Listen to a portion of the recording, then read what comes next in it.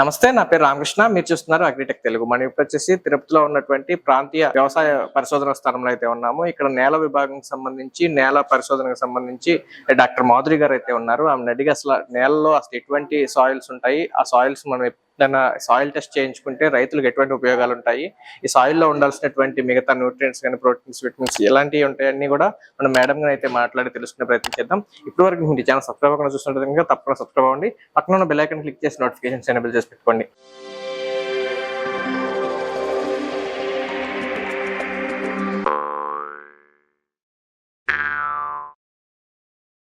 నమస్తే మేడం. నమస్తే అండి. మేడం, ఇప్పుడు ఈ మధ్యకాలంలో అన్ని చోట్ల కూడా సాయిల్ టెస్ట్ చేయించుకుంటేనే ఆ రైతుకు పంట అనేది ఏమేమి ఎరువులు వేయాలని తెలుస్తుంది అంటున్నారు.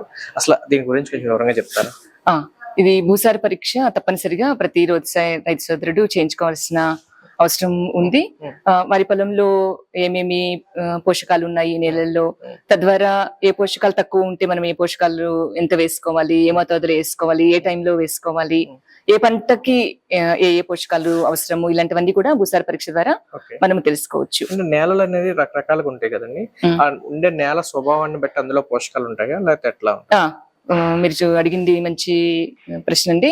నేలలు చాలా రకాలుగా ఉంటాయి. ఎర్ర నేలలు, నల్ల రేగడి నేలలు, నల్ల భూములు, ఇసుక నేలలు, ఒండ్రు నేలలు, ఇసుకతో కూడిన ఒండ్రు నేలలు, ఇలాగా చాలా రకాలైన నేలలు మన రాష్ట్రంలో కూడా మనం చూస్తూ ఉంటాము. ఈ నేల స్వభావం దాన్ని బట్టి పోషకాలు అందుబాటులోకి రావడం జరుగుతుంది. ప్రధానంగా ఎటువంటి నేలలు బలవంతకంగా ఉంటాయి? మామూలుగా మనకి ఒండ్రు నేలలు సహజంగా మనకి బలవర్ధకమైన నేలలు, అలాగే ఎర్ర నేలలు కానివ్వండి, మళ్ళీ నల్లరేగడి నేలలు కానివ్వండి కూడా బాగా వ్యవసాయానికి యోగ్యమైన నేలలు. సరే మేడం, ఈ సాయిల్ టెస్ట్ చేపిస్తే అసలు ఏం తెలుస్తుంది మనకు దీంట్లో? ఈ భూసార పరీక్ష ద్వారా భూమిలో ఏమేమి పోషకాలు ఉన్నాయనేది మనము తెలుసుకోవచ్చు. దాంట్లో ఏ క్రాప్ వేయాలనేది కూడా మనం ఐడెంటిఫై చేయగలుగుతాం. భూసార పరీక్ష ద్వారా మనకి ఏ పంటని మనము రైతు సోదరులు వేసుకోవచ్చు, ఆ పంట కావలసిన ఎరువులను, పోషకాలను ఏమేమి వేసుకోవచ్చు అని కూడా మనం తెలుసుకోవచ్చు. అలాగే యోగ్యం కాని పరిస్థితులు ఉంటే కూడా మనం దాని ద్వారా తెలుసుకోవచ్చు. అంటే ఇప్పుడు సపోజ్ చౌడు నేలలు ఉన్నా సరే, లవణాలు ఎక్కువ ఉన్నా సరే, అలాగే ఆమ్లత్వం ఎక్కువ ఉన్నా సరే, అలాంటివన్నీ కూడా భూసార పరీక్ష ద్వారా మనం తెలుసుకొని, మనం ఈ ఆమ్లత్వం హెచ్చు తగ్గులు ఉంటే పంట సరిగా దిగుబడి రాదు కదా, వాటిని సరి చేసుకోవడానికి అవకాశం ఉంటుందా? తప్పకుండా అండి.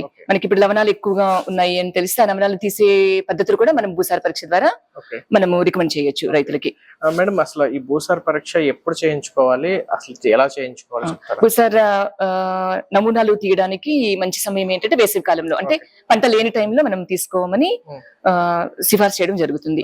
అదే విధంగా పంట ఉన్నప్పుడు తప్పనిసరి పరిస్థితుల్లో తీసుకోవాలి అనుకున్నప్పుడు దానికి కొన్ని రకాలైన సిఫార్సులు ఉంటాయి. అంటే లైన్స్ మధ్యలో తీసుకోమని చెప్పి, లేకపోతే ఎరువులు వేయకుండా ఉన్నప్పుడే మనము తీసుకోవాలి.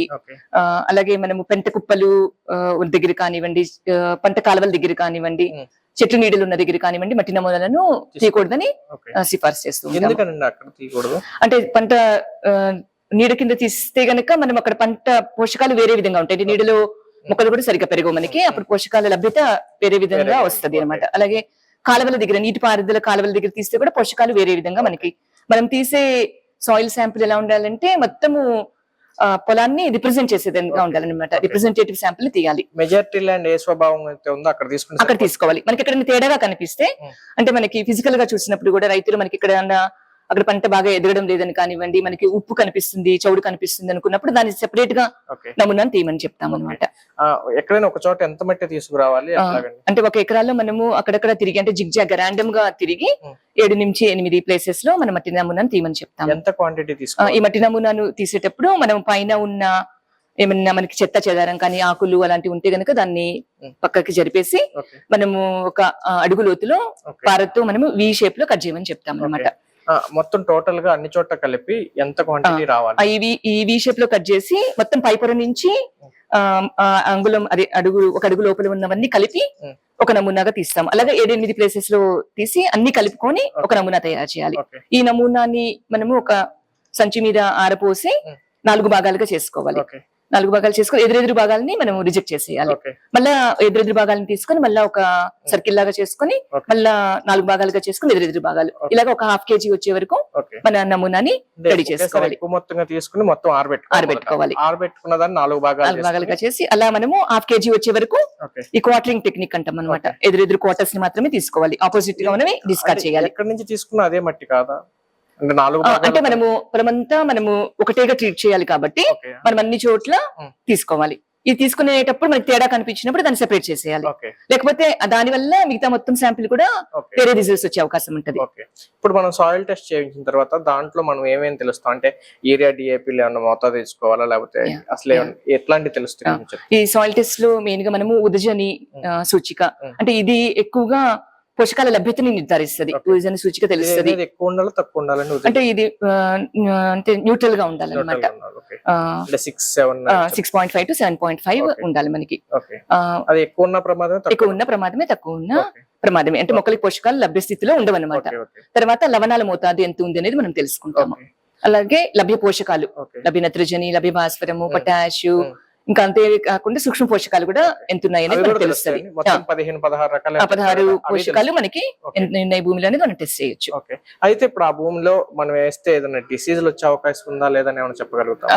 అంటే భూమిలో ఈ పోషకాల వల్ల డిసీజెస్ మనము చెప్పలేము, కానీ పోషకాలు తక్కువ ఉన్నాయా ఎక్కువ ఉన్నాయా సమపాలలో ఉన్నాయా అనేది మనం చెప్పగలుగుతాం. అంటే మనకి పంటకు వచ్చేటువంటి కొన్ని రకాల పెస్ట్ భూమిలో ఉండి ఉంటది కదా. పెస్ట్ చేయాలంటే మనము అంటే రోగాలు ఏమన్నా ఉన్నాయా, రోగానికి సంబంధించిన శిలీంధ్రాలు ఏమన్నాయా ఉన్నాయా అని టెస్ట్ చేసే విభాగం వేరేది ఉంది. పెథాలజీ డిపార్ట్మెంట్ లో ఉంది. ఇప్పుడు ఎవరైనా సాయిల్ టెస్ట్ చేయించుకోవాలనుకుంటే మన ఆర్యాస్ ల్యాబ్ లో చేస్తారు, ఏమైనా ఫీజు ఏమైనా చార్జ్ చేస్తారు? మామూలుగా రైతు సోదరులకి 600 రూపాయలు. అదే ప్రైవేట్ ఆర్గనైజేషన్స్ కానివ్వండి, ఎన్జిఓస్ కానివ్వండి, ప్రైవేట్ కంపెనీస్ కానివ్వండి, వాళ్ళకైతే ఇంకా కొంచెం 2000 రూపాయలు చొప్పున ఛార్జ్ చేస్తాం. ఇప్పుడు 2 తెలుగు రాష్ట్రాల్లో నుంచి ఏదైనా రైతు ఎక్కడి నుంచి రావచ్చు అండి లేకపోతే పర్టికులర్ ఎక్కడి నుంచి రావచ్చు? అదర్ స్టేట్ వాళ్ళు కూడా వచ్చి మన దగ్గర చేయించుకోవచ్చు. నియర్ బై అదర్ స్టేట్ వాళ్ళు కూడా వచ్చి చేయించుకోవచ్చు. మట్టి శాంపిల్ తీసుకొచ్చిన తర్వాత రిపోర్ట్ ఎప్పటికి ఇస్తారండి? 10 days లో మనము ఇచ్చేస్తాము. అంటే నెల ఆరోగ్య పత్రం రూపంలో మనము ఇస్తాం అనమాట. అంటే ఆ రైతు ఫిజికల్ గా వచ్చి ఇవ్వటం మళ్ళీ రిపోర్ట్ తీసుకెళ్ళటం ఉంటుందా? ఇవ్వడం ఒక్కొక్కసారి కొరియర్ చాలా మంది మనకి ఫోన్ లో మాట్లాడి శాంపుల్ కొరియర్ లో కూడా పంపిస్తారు. మళ్ళీ మనం రిజల్ట్ కూడా వాళ్ళకి ఆన్లైన్ లో వాట్సాప్ ద్వారా కానివ్వండి, మెయిల్ ద్వారా కానీ పంపిస్తాం. పేమెంట్స్ కూడా ఆన్లైన్ లో వస్తాయి కాబట్టి మనకి ప్రాబ్లం లేదు. ఓకే. ఇప్పుడు చౌడు నేలలు అనేది ఇప్పుడు నాకు చాలా మంది రైతులు చౌడు ఎక్కువ ఉంది, కొన్ని ఒక ఎకరంలో పంట పండట్లేదు ఇలాంటివి చెప్తుంటారు. చౌడు తీసేయడానికి ఏమన్నా ఆప్షన్ ఉందా? చౌడు తీసేసేదానికి చాలా యాజమాన్య పద్ధతులు ఉంటాయి. అంటే చౌడు తీసేయడానికి మనం ముందుగా మడులుగా చేసుకొని దానిలో నీళ్లు నిల్వ కట్టి ఈ లవణాలన్నీ నీటిలో కరిగిన తర్వాత ఆ నీటిని తీసేస్తాం అనమాట. అంటే ఆ నీటితో పాటు కలిగిన లవణాలన్నీ కూడా బయటికి డ్రైనేజ్ లో వదిలేస్తాము. అంటే కొంతమంది చౌడు నెలలో ఎరువు ఎక్కువ వేస్తే పండుతుందని, చౌడు నెలలో మనం సిఫార్సు 25% పెంచి వేసుకోమని సిఫార్సు చేస్తాము. అలా కాకుండా సేంద్రియ ఎరువులు కూడా బాగా వేసుకోమని చెప్పడం జరుగుతుంది. అలాగే కొన్ని రకాలైన లవణాలను తగ్గించుకోవడానికి మనము జిప్సమ్ ని వేసుకోమని కూడా మనం చెప్పడం జరుగుతుంది. అంటే మీకు వచ్చే రిపోర్ట్ ను బట్టి దాన్ని ఉన్న వాల్యూస్ ని బట్టి రికమెండ్ చేయడం జరుగుతుంది. ఖచ్చితంగా ఫిక్స్డ్ గా కొంతమంది టెస్ట్ చేయకోకుండా మోటు పద్ధతిలో కానీ లేకపోతే కొంచెం ప్రీవియస్ ఎక్స్పీరియన్స్ వల్ల కానీ చెప్తుంటారు కొంచెం ఇన్ని బ్యాగ్స్ వేసుకుంటే సరిపోతుంది, వేసుకుంటే సరిపోతుంది. అలా చెప్పడానికి ఏం పాసిబుల్ ఉండదా? అది అసలు కరెక్ట్ కాదంటారా? అంటే ప్రస్తుత వ్యవసాయ విధానంలో మనం అధిక దిగుబడి తీసుకోవాలి అనే ఉద్దేశంతోనే మనం ఎక్కువ ఉంటాం కాబట్టి, అంటే భూమిని మనం ఆల్రెడీ ఎక్స్ప్లాయిట్ చేసేసాము కాబట్టి ఈ పరీక్ష చేయించుకుంటే లోపాలు ఏమన్నా ఉన్నాయనుకోండి భూమిలో, అంటే తక్కువ ఉంది నత్రజని అనుకోండి, మనము యూరియా పెంచి వేసుకోమని రికమెండ్ చేస్తాం అనమాట. అలాంటి సిఫార్సులన్నీ మనకి జరుగుతాయి. ప్లస్ సూక్ష్మ పోషకాల లోపాలు ఉన్నాయనుకోండి, అదేంటంటే దిగుబడి మీద నాణ్యత మీద కూడా మనకి ప్రభావం చూపిస్తుంది. అలాంటివన్నీ సవరించుకోవచ్చు. ప్రస్తుతం మన ఈ ఆర్ఎస్ లో ఏమేమి టెస్టులు చేస్తారండి రైతుకు సంబంధించిన? సాయిల్ టెస్ట్, సీడ్ టెస్ట్, లేకపోతే ప్లాంట్ డిసీజెస్ ఏమేమి చేయడానికి అవకాశం ఉంది? మనము పర్టికులర్ మీ డిపార్ట్మెంట్ నేల విభాగం, మిగతా ఏమైనా చేయడానికి? నేల విభాగంతో పాటు మనకి మైక్రోబయాలజీ కూడా ఉంది. అంటే ఏమేమి సూక్ష్మ జీవులు యాక్చువల్ గా నేలలో ఉన్నాయి అనేది, అంటే సాయిల్ ఎంజైమ్స్ చేసే విభాగం ఉంది.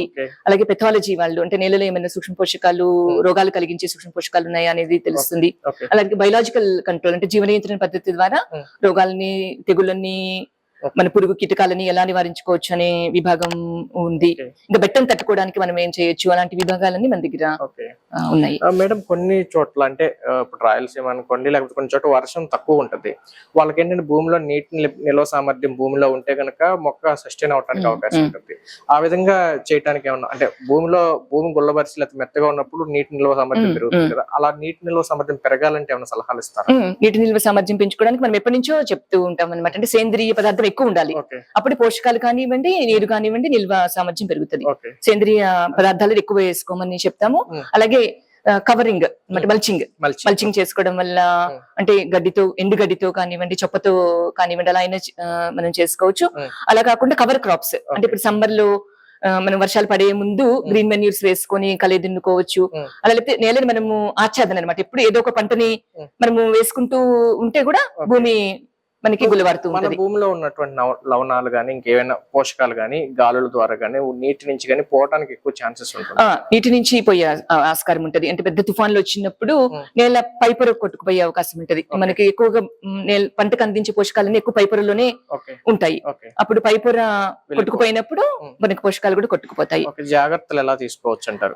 టెక్నికల్ గా మనం తీసుకోవచ్చు. దీనికి కొన్ని యాజమాన్య పద్ధతులు మనం సిఫార్సు చేయడం జరుగుతుంది. ఎక్కువ వర్షం వచ్చి స్లోప్ ఎక్కువ ఉన్న పొలాలలో ఏం చెప్తామంటే వాళ్ళకి అడ్డంగా మనం నాటుకోమని చెప్తాం. ముందు చెప్పినప్పుడే వాళ్ళకి అడ్డంగా నాటుకోమని చెప్తాము. చుట్టూత పంట చుట్టూతా కూడా బోర్డర్ క్రాప్స్ వేసుకోమని చెప్తాము.